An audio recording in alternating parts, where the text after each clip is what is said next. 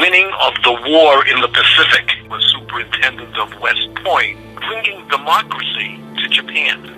He goes to Korea. That probably is his most important positive accomplishment. One man, liberation of the Philippines, reinvention of West Point, bringing democracy to Japan. One general, only a general could describe the magnitude of pure and true achievement. A general? No, a leader, a man with firm ideals and views that have changed the world. From his ludicrous strategies to urging the start of World War III, Douglas MacArthur's strong opinions surrounding political ideologies were extreme and unnecessary, yet he successfully molded a legacy as a leader in the military. MacArthur's life began in an army base in Fort Rock, Little Rock, Arkansas on January 26, 1880. His life was the kind where he learned to shoot and drive before he could actually read and write. MacArthur's oldest brother died in the Navy of a ruptured appendix, and his older brother died unexpectedly at the age of 5. MacArthur quotes, "His premature death left a gap in my life which has never been filled." MacArthur's father, Arthur MacArthur Jr., was a high-ranking officer in the military.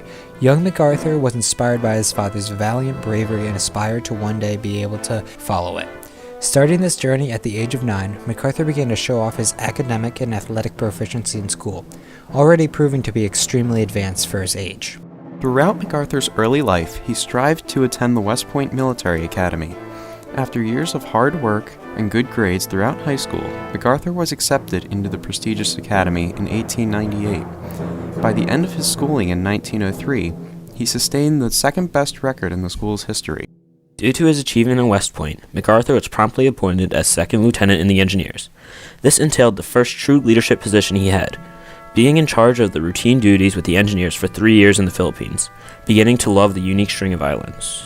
MacArthur returned home after his 3 years of serving, and in the year of 1906 was appointed as aide-de-camp for President Theodore Roosevelt.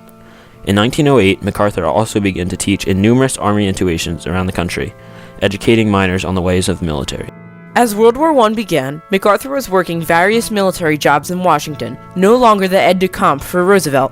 Once the U.S. entered the war, he continued to build his legacy by founding and leading the 42nd Rainbow Division on the French front. This army division was made up of 26 states and the District of Columbia. On June 26, 1918, and at age 38, MacArthur was promoted to a brigadier general, leading the legacy of being the youngest general in the American Expeditionary Force. MacArthur went to lead as well in the Meuse Aragon and St. Mahal military operations. In 1919, after the conclusion of the war, MacArthur returned to the United States and became the superintendent of the U.S. Military Academy at West Point.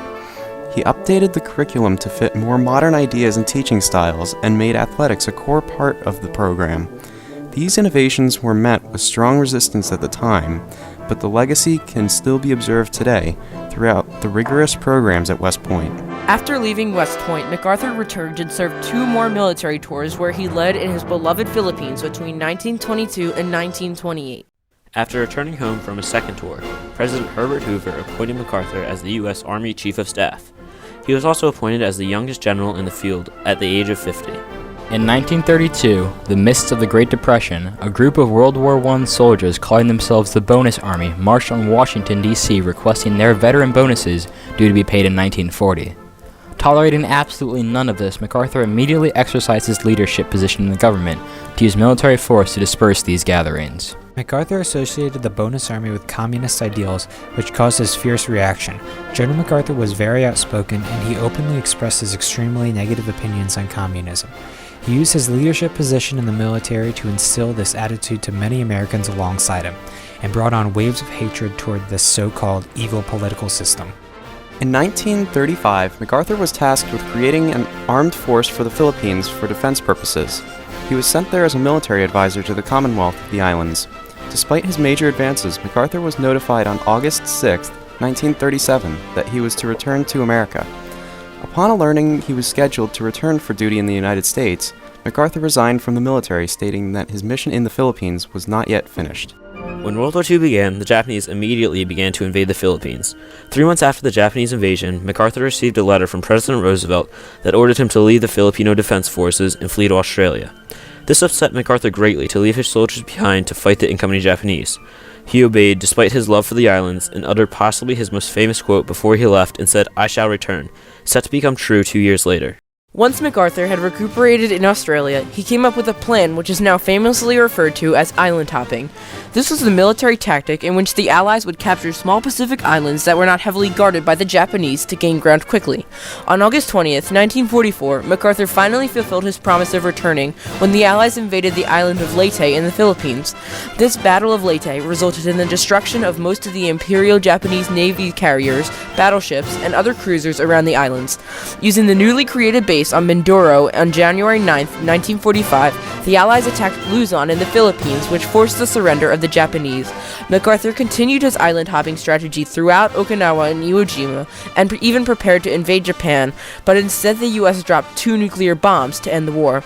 On September 2, 1945, a proud MacArthur officially accepted Japan's surrender aboard the USS Missouri in Tokyo Bay. Between 1945 and 1953, the Supreme Commander of the Allied Powers enacted a variety of reforms along with MacArthur. Being in control of the final plan for Japan, he divided his overall goal into 3 steps. These 3 steps dealt with disarmament, women's rights, and political and economic security. MacArthur carried out his plan by establishing a new democratic constitution for Japan. This is an example of MacArthur's leadership skills because he had enormous amounts of power and used his leadership to successfully bring democracy to a defeated nation. Actually, bringing democracy to Japan. Due to political differences with Russia after the war, Americans began to have feelings of fear and hatred towards communism, which quickly gained strength in our capitalist nation. MacArthur led the voices to speak out against communism, clearly expressing his distaste with the situation at hand. His power of words helped to supply the angst building up to the Cold War and carried over later to the Korean War. Part of the war in Korea, MacArthur was the leader of the multinational UN Army. MacArthur's forces combined with the South Koreans were initially successful in fighting against the North Korean armaments. Based off the success so far in the war, the Allies decided to set their sights on eradicating communism from North Korea due to popular demands and the ideals of Manifest Destiny. The Communist Chinese ended up joining the North Koreans in the fight against MacArthur's forces for this reason and pushed them all the way back to the border of North and South Korea, known as the 38th parallel. However, MacArthur kept fighting as the front line shifted back and forth on this border. Truman did not want another world war between communists and capitalists to begin because of the dispute across the globe in Asia. Unsurprisingly, MacArthur maintained an opposite mindset.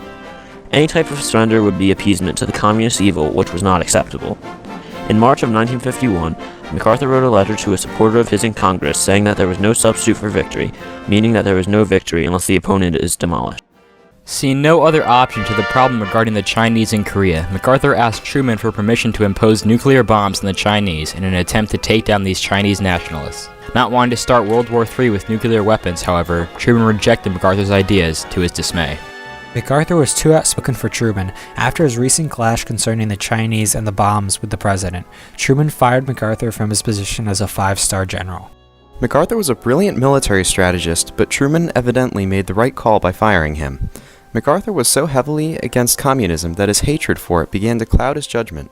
MacArthur would rather millions of people die in an unnecessary war than let communism prevail. When the newly released MacArthur came home, he was regarded as a hero by the public. Shortly after arriving home in America, MacArthur gave his most famous speech, his retirement speech. This speech wrapped up his final ideas and aspirations for the military, and he also said his goodbyes to his friends interspersed throughout the military and Congress. Old soldiers never die. They just fade away. Throughout his retirement, various U.S. presidents such as Eisenhower, Kennedy, and Johnson tapped into MacArthur's military prowess by asking for advice in various political and military scenarios. Much of MacArthur's retirement was spent in New York City with his wife and his only child, Arthur MacArthur IV. While there, he wrote his memoir titled Reminiscences, which was finished only weeks before his death. On April 5, 1964, MacArthur died in Washington, D.C., and was soon buried in Norfolk, Virginia, at a place later named the Dougls MacArthur Memorial. MacArthur's death kept him in the public spotlight for a while, but over time he faded from the modernizing eye of the press, just as he predicted. Looking back on him now, it can be seen how MacArthur influenced not only the wars he helped win, but the lives he liberated. From his influence on Japanese culture to his admittedly over-aggressive strategies, the impact of MacArthur's actions can be found all over the world. Regardless of how one may view him, Douglas MacArthur has cemented himself into the legacy of the world.